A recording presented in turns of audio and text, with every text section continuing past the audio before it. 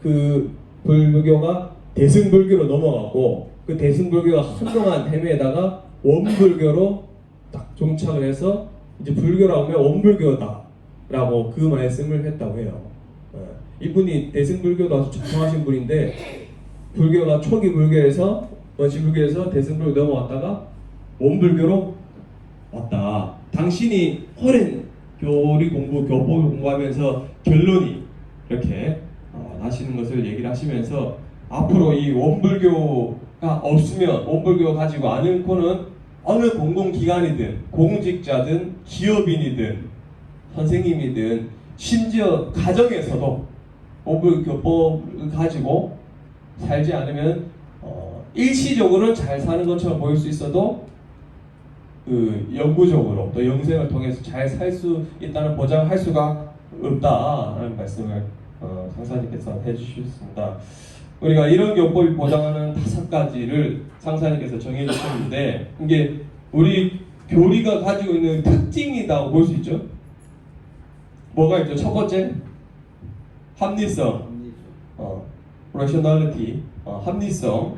두 번째가 윤리성, 세 번째가 실용성, 네 번째가 효율성, 다섯 번째가 공익성. 그 상사님께서 미국에 가셨는데 미국 그 뉴욕 부당이었나 갔는데 그 거기 교도가 나사 우리 우주 전체를 관장하는 나사 본부가 있잖아요. 거기 나사에 다니는 교도 한 분이 계셨대요. 미국 교도. 그래서 이제 그분께서 이제 그 법문을 하시고 너무 좋아서 상사님 일행을 나사 본부로 초대를 하시게 됩니다. 근데 처음에 상사님께서 그냥 나사 본부의 한 직원인 줄 알았는데 당신 이제 컨트롤 타 위에 있으면서 올라오라고 했대 직원들한테. 나중에 알고 보니까 나사 전체를 관리하는 본부장이었대요. 나사가 어디예요? 지금도 우주 전체를 관장하고 있는 곳이잖아요. 그래서 상사님이 올라가서 쭉 여러 가지 궁금한 걸 물으라 하면서 딱 잘 구경하고 오셨는데 그분이 실제로 이제 교도 지금도 활동을 잘 하고 계신데요. 근데 그분이 나사의 제일 높은 본부장이 원불교 공부를 교도가 되고 접하면서 무엇이 그렇게 좋냐고 물어보셨대요. 원불교가. 첫 번째, 이제 그분 얘기에 불상이 없어 좋다. 원불교로 오니까 딱 그러니까 불교라고 처음 생각하고 접했는데 왔는데 이게 불상이 없어가지고 당신이 충격인 거예요. 이게 굉장히 혁신적이고 합리적인 생각이다. 이게 불상이 없어 좋다고 했고 또 하나가 모든 의식에 미신적인 것이 없어서 좋다라고 얘기를 했던 미신적인 부분. 그리고 마지막이 모든 교리가 합리적이라서 좋다. 그 세 가지 이유를 들고 그 나사의 최고 본부장이 원불교에 가지고 수행을 하고 있다라는 말씀 듣고 저도 막 가슴이 막 뛰더라고요. 그 말씀을 듣고 가슴이 뛰세요. 열심히 교리 공부도 하시고 신앙도 가지고 또 그런 공부를 하시고 계신 미국은 지금 실은 그렇게 그런 눈 밝은 분들이 많은데 그분들이 입을 모아 얘기하는 게 우리 교리가 합리적이다. 우리 그 원불교 교리에서 여기 계신 교도님들도 아마 그런 생각을 가지고 계시죠? 원불교 교리가 합리적인가요? 교리대로만 산다면 처음 얘기 없죠. 그 대종사님이 처음 원불교를 내실 때부터 우리는 합리를 지향하고 왔죠. 처음에 그러시죠. 그러니까 이제 미신적인 부분 다 타파하고 어떻게 합니까? 각자 가지고 있는 십시일반의 돈을 내고 일을 해서 돈을 모아서 방언공사를 해서 통해서 채축을 해서 뭘 만들죠? 저축조합을 만들고 그리고 땅을 사서 농사를 하고 그 돈으로 뭘 하죠?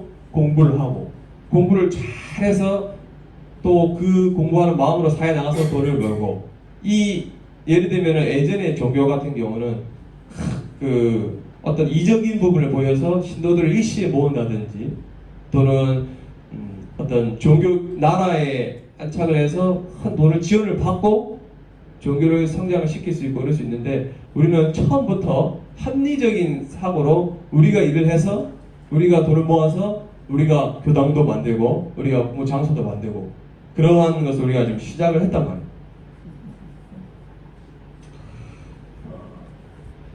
상사님께서 해주셨던 말씀인데 우리가 한번 우리 그 대한민국이나 전 세계 역사를 되돌아봤을 때 여러분들 생각은 어때요? 우리가 보수와 진보가 있잖아요. 보수가 옳은가요? 진보가 옳은가요? 어느 한편이 옳다고는 할 수가 없죠. 진보도 있어야 되고 보수도 같이 겸해서 가야 되니까. 진보도 있어야 되고 보수도 있어야 되고. 너무 진보만 돼서 바꾼다면은 그것도 문제가 생길 수가 있습니다. 그렇죠. 근데 지금 정치 세계를 딱 들어가게 되면 성향과 색을 갖게 되죠. 그렇죠. 예. 그러니까 제가 보수 진보를 얘기한 것은 보수적 성향을 가질 수도 있고 진보적 성향을 가질 수는 있잖아요, 그렇죠? 마음에 우리 교도님들도 마찬가지예요. 나는 전에는 지금 원불교지만 기독교적 성향이 가진 원불교 교도고 불교적 성향을 가진 교도고 진보적 성향을 가진 교도일 수도 있고 보수적 성향을 가진 교도일 수도 있는데 아까 얘기하신 대로 한 편을 고집하고 집착하게 되면 문제가 되는데 예를 들면 우리 문진왜란 당시 일어났을 때 상사님이 자주 얘기해 주던 그 말씀이신데 그때 이제 우리가 10만 대군을 양성하자고 하는 신하들 얘기를 듣지 않고 청나라가 있는데 감히 우리 일본에 들어오겠냐라고 하는 그 편에 손을 들어가지고 우리나라가 그때 조선이 이렇게 큰 타격을 입게 된 것은 이것은 이제 말하자면은 우리가 진보적인 생각을 가지면은 군대를 양성했겠죠.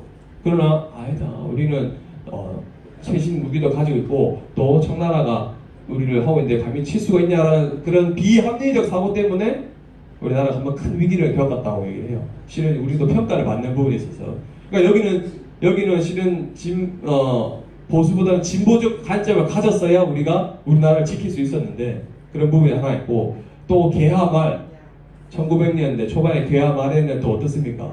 그때는 물로를 열자고 했는데 안 열었죠. 안 열어가지고 우리가 또 침공을 받게 돼서 그때는 또 보수적 관점이 아닌 진보적인 관점으로 열어야 되는데 우리가 또 고집을 하는 바람에 몇몇 어떤 그런 정파 싸움을 인해서 또 공격을 받게 되는.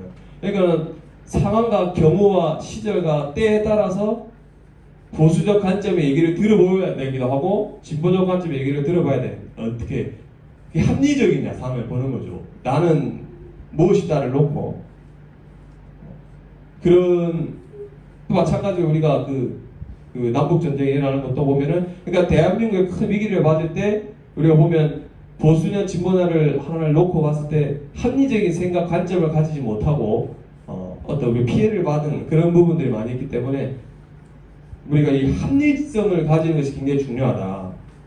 제가 그 상사님께 이런 교법이 보장하는 본문 5가지 참 너무 좋아서 제가 이거를 간직을 하고 공부를 하려고 하는데 실제 내 삶에 적용할 때 제가 문덕 감정을 받은 건데 실제 제 생활에 적용할 때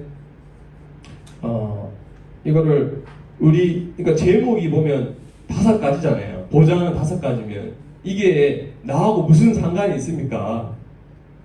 네, 교법이 합리성을 가지는 거하고 나하고 무슨 상관이 있냐? 저는 그런 의문이 들었거든요. 오밀교법 합리적이고 실용적이고 좋다더라 공익적. 근데 나하고는 무슨 고민인지 그런 혹시 고민이 드세요? 저는 고민이 좀 들었거든요. 그러니까 제가 이거를 소개를 할 때 이거 참 공익적이고 합리적인데 그게 나하고 뭔 상관이 있어요? 그래요? 그래서 저는 그런 고민이 좀 들었습니다. 제가 그 하루 며칠을 연말해 보면서 말씀드렸어요. 제가 교법이 합리적인 건 알겠습니다. 이거는 알겠는데 제가 결국에 합리적인 사람이 돼야 되는 거네요. 제가 말씀드렸어요. 그러니까 그렇지. 그런데 합리적인 뿐만 아니라 뭐다? 윤리적이어야 되고 또 실용적이어야 되고 효율적이어야 되고 공익적이다. 그래서 제가 그러면 제가 공부를 할 때 이 교법이 우리 교법이 합리적이고 윤리적이고 실용적이고 효율적이고 공익적인 것도 믿고 그대로 실천하면서 나한테 적용했을 때 제가 합리적이고 윤리적이고 공익적인 자를 판단하고 내 몸과 마음과 육신과 행동을 다 쓰면 됩니까? 그렇게 공부를 하라고 하시더라고요. 제가 그때 머리가 좀 맑아지는 기분이 들었어요. 왜냐하면 그냥 사는데 그냥 공부를 하는데 막연했는데 우리가 교도 온불교 교도로서 저가 딱 처음 들었을 때 그 생각 들었거든요. 첫 법문은 우리 교법이 합리적이잖아. 비합리적인 분 없잖아요. 그리고 공익적인 걸 요소를 지향을 하잖아요. 실용적인 부분들. 근데 나는 그런가를 봤을 때, 자 그렇게 어떤 그 지점을 안고 공부를 시작하니까 제가 유념을 해야겠다 생각 들었어요. 상사님께서 이 5가지가 실천이 되려면 반드시 유념을 통해서 이 5가지 실천해라고 하십니다. 그냥 뭐 된다고 되는 게 아니고 내가 나의 몸과 마음을 살아갈 때 내 삶에서 나의 한 생각이 하나가 내 이 행동 하나가 내 판단 하나가 내 취사 하나가 합리적이냐 비합리적이냐 맞으면 나는 지금 보수적인 관점에서 집착하냐 생각에 따라 진보적인 부분이 있으면 진보적인 관점이 들어보고 이해하고 또 실천 바꿀 수가 있고 이게 합리적인 부분인데 내가 그러고 있냐 안 그러고 있냐를 따지고 보면 저도 굉장히 꼰대가 많더라고. 소위 말로 말하는 안 바꾼다 이 말이야. 내 생각을 안 바꿔요. 바꾸세요 여러분들. 내가 딱 유념을 해서 합리적으로 해야지. 제가 상사님을 모시고 어떤 일을 하다 보면 상사님은 큰 어른이시니까 제가 어지간하면 웬만하면 다 모두가 다 이해하고 이렇게 하는데 어떤 일의 부분에서 제가 좀 이렇게 상사 이것이 더 좀 낫지 않을까요? 라고 얘기하면 아니다 이렇게 해라 이렇게 하시라고 하면 제가 얘기하는데 근데 제가 아무리 생각을 해도 그래 그러면 이렇게 몇 번 얘기 드려요. 그리고 안 되면 현타님께도 얘기 드리고 그래서 딱 말씀드리면 연말을 좀 해보자 이러셔요. 연말을 해보자. 그러면 당신이 연말을 해보고는 생각해보면 대체 그렇게도 해보고 괜찮겠다 싶으면 한번 해봐라 그러실 때가 있더라고요. 제가 어른이도 저렇게 생각을 바꾸시기도 해요. 제 시자가 올린 하나의 안건인데 어지간한 건 제가 다 믿고 봤던데 가끔 제가 이것이 좀 더 효율적이지 않습니까? 그러니까 합리적인 게 무엇이냐 무엇이 합리적이냐 실용적이고 효율적이고 윤리적이고 그런 부분이 들어가면 그게 합리적이에요. 제가 이것이 더 실용적이고 효율적이고 더 많은 사람들 도움이 가지 않겠습니까? 라고 하니까 어른도 뭡니까? 그 순간 판단을 바꿔버릴 때가 있더라고요. 그래서 그것이 좋다고 생각되고 다 도움이 되고 효과적이면 그렇게 한번 해봐라. 그래서 제가 저것이 합리적인 판단을 가진 어른들은 저런 관점으로 시사를 하시는구나. 제가 그러니까 내가 어떤 어른이 되고 직위에 올라왔을 때 간사들이나 젊은 친구들이 아이고 교무님 그것이 아닌데요 이렇게 하면 어떨까요? 이렇게 얘기했을 때 내가 받아들일 수 있는가? 무조건 받아들이고 무조건 거절해라가 아니라 잘 듣고 판단해서 그게 합리적인 부분이 있다. 그게 합리적인 뭐다? 모두에게 실용적이고 모두에게 더 효과적이고 또 윤리에 위반되지 않고 공익적으로 돌아간다면 그것이 합리적이에요.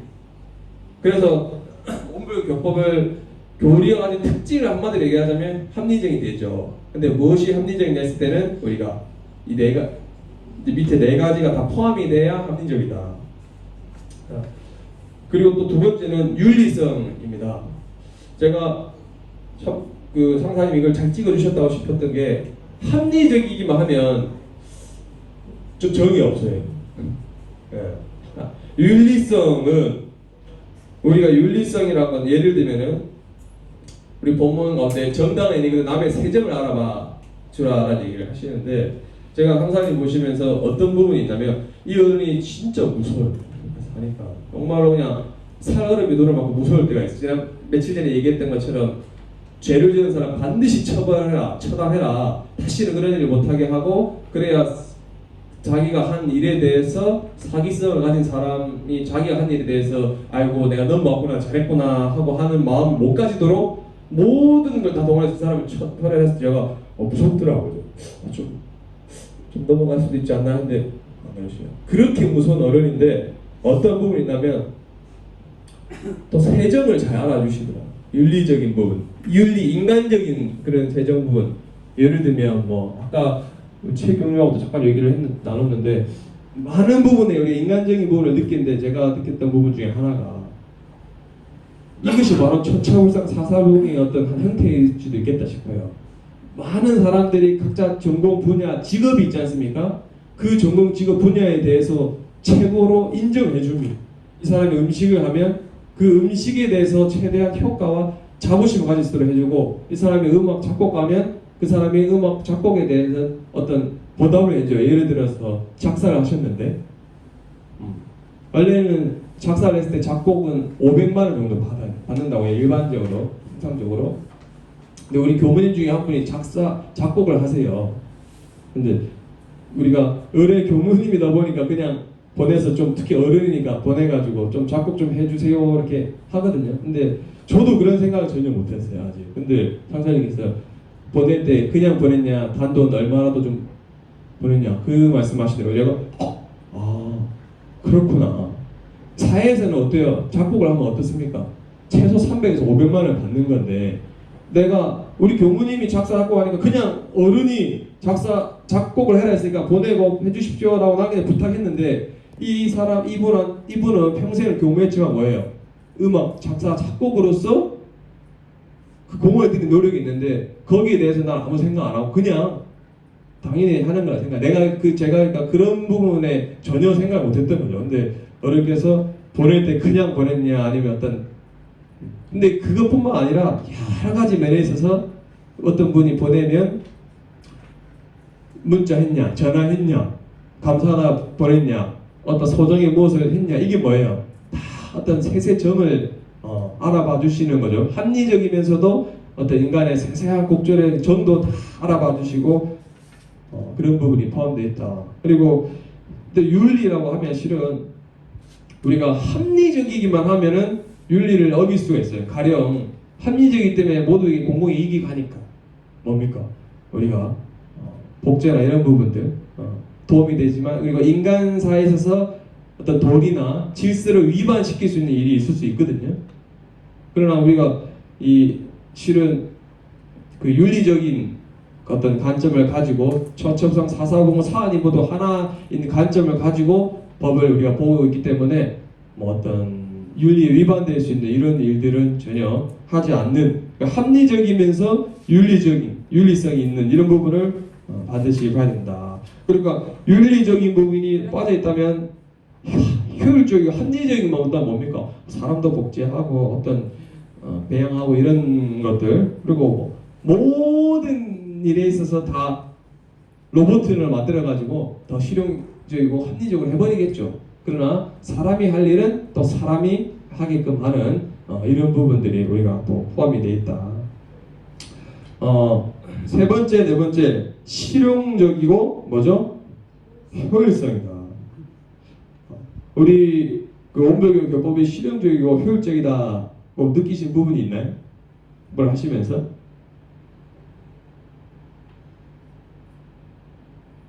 실용적이고 효율적이다. 제가 그 상사님께 실용 이제 같이 이렇게 지내고 저도 이걸 유념 공부를 하면서 제가 보니까 합리적인 것에 어긋난 거는 우리는 대체적으로 하지 않아요. 그래도 얘기 들어보고 틀리다면 수정도 하죠. 그죠? 윤리적인 건 우리는 또 말할 것도 없어. 만약 윤리적인 것까지 어기는 저희라면 이제 다시 생각해봐야 돼. 보통 급으로 돌아가셔가지고. 그런데 내가 하고 있는 생각과 행동과 판단이 뭐다? 실용적이냐 효과적이냐. 그거 한번 연마해 보신 적 있으세요? 제가 그거를 놓고 살아보니까 야, 나의 행동과 치사나 판단이 정말 비효율적이고 비실용적인 것이 많더라. 안 그렇습니까? 여러분들 어떠세요? 저는 그러더라고요. 특히 이제 어른하고 일을 하면서 제가 매일 한 6시간씩 같이 상사님과 혹은 저 혼자 일을 할 때가 있는데 나무 작업도 하고 여러 일도 하고 식당 도와주고 하는데 제 행동이 보니까 비실용적인 게 많아요. 몰랐어요 저는. 근데 예를 들면은 뭐 특히 뭐 이제 몰라서도 그러기도 하지만 뭐 나무를 자르는 거라든지 물건을 쌓아두는 거라든지 일을 할 때 뭐죠? 그냥 마음대로 쌓는다 이 말이에요. 마음대로 그냥 대충 빨리 하려고 욕심에 빨리 해서 끝내려고. 하면 어김없이 은혜를 가지고 바로 얘기하시대요. 그것이 실용적이냐, 그것이 효율적으로 취사를 한다고 하냐, 딱 걸렸구나. 아, 빨리 끝내려고 좀 이렇게 한 게 있어요. 우리 여러분들 어떠신가 모르겠어요. 근데 절대 온불교 교리하고 어긋난 행동과 생각이다. 그걸 염두에 두시면 좋겠다는 생각 들어요. 아, 내가 잘 산다, 합리적으로 윤리적으로 했는데 내 생각이나 행동이나 취사를 하는 거 보면 비실용적이에요. 왜냐? 예를 들어 나무를 쌓을 때도 가령 잘 이렇게 쌓고 또 쌓으면은 아주 우리가 말하는 야무지게 처음 할 때 그러면 어떻습니까? 공간도 많이 활용되고 나중에 꺼낼 때도 어때요? 좋잖아요. 이게 합리적이고 실용적인 생각과 행동인데 우리가 온불 교도로서 그런 부분을 생각하면 취사를 한번 놓고 보십시오. 내가 행동이나 이런 것이 비효율적인 것이 많아요. 왜 비효율적이냐 한번 보시오. 빨리 하려고, 빨리 끝내려고, 혹은 단편적인 생각, 지금 하면 끝. 그런데 제가 상사원에 단련된 분들을 보면 늘 미래까지 생각을 하고 일을 하시더라 보니까. 또 원불교 전체를 봤을 때 일을 잘 하시는 분들은 하나 행동을 할 때 뭡니까? 어떤 일을 할 때도 다음 수를 보고 행동하고 또 그 행동이 실용적인지 효율적인지를 따져놓고 일을 해야 된다. 그것을 어떻게 한다? 유념을 해서 하나님께서 이게 아무리 좋아도 유념하지 않으면 아무 소용없다는 종이 조각이다. 유념을 해야 내가 이 행동이 합리적인지 지금 실용적인지 효율적인지를 멈추고 생각해서 딱 그거를 해야만, 유념을 해야만 이게 되잖아요. 그러지 않으면 그냥 살아요. 제가 보니까. 근데 어른께서 원래 있는 내용들인데 이거를 콕 집어서 특징으로 5가지를 빼주시면서 동시에 제가 이제 연말해 보니까 이거를 내 삶에서 가져오려면 제가 이걸 표준으로 해야겠습니다 라고 딱 그렇게 하라고 하시면서 내 모든 행동과 생각과 판단을 이 5가지로 대거해 봅니다.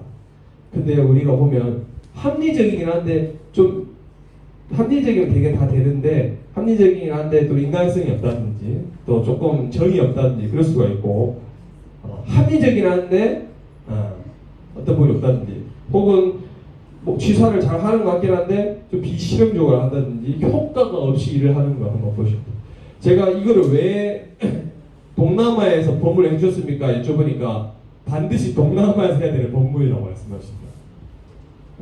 동남아에서 이 5가지가 이루어진다면 불교가 레벨이 한 번도 확 올라갈 뿐만 아니라 이분들의 삶이나 우리들의 삶이 개선이 확 되는데 우리들의 삶이나 불교의 질을 개선을 못 시키는 것이 바로 여기 있는 비합리적이고 비윤리적이고 불교를 한번 보세요.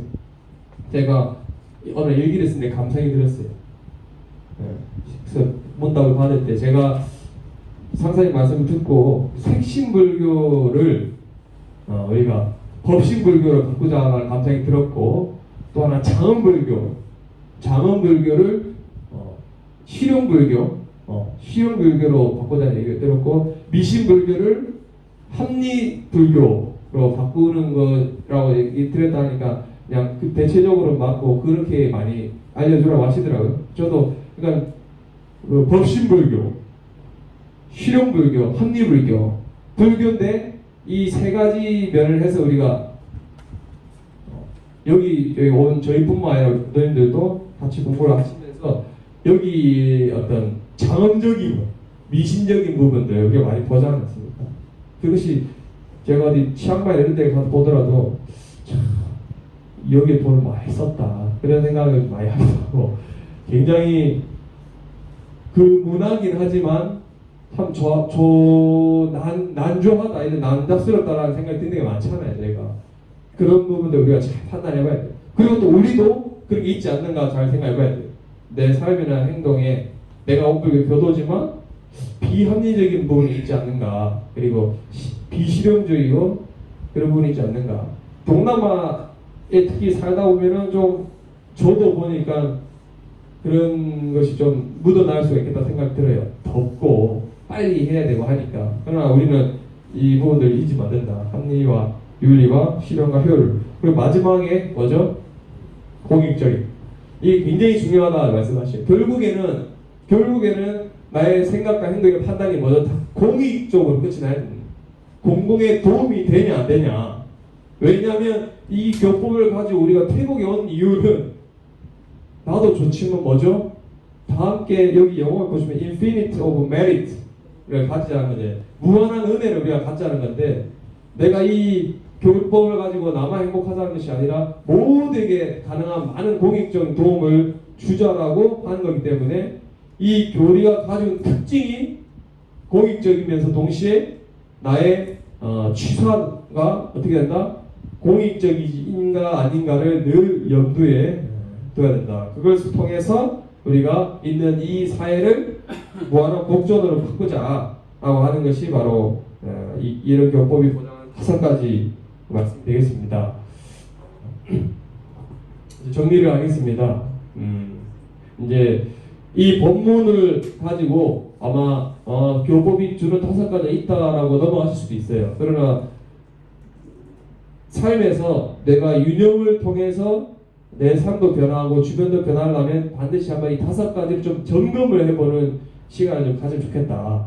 내 삶의 교리만 그렇다는 게 아니라 내가 이 교리를 가지고 사는 내가 합리적인 사람인가, 이치에 맞아서 따져서 이치에 맞게 사는 사람인가, 또 남의 세정도 알아봐주고 윤리적인 인간 사이의 어떤 이런 이치를 벗어나는 일을 하진 않는가. 우리는 잘 그러진 않는데 그래도 살다 보면 윤리 벗어나는 일을 할 수 있단 말이에요.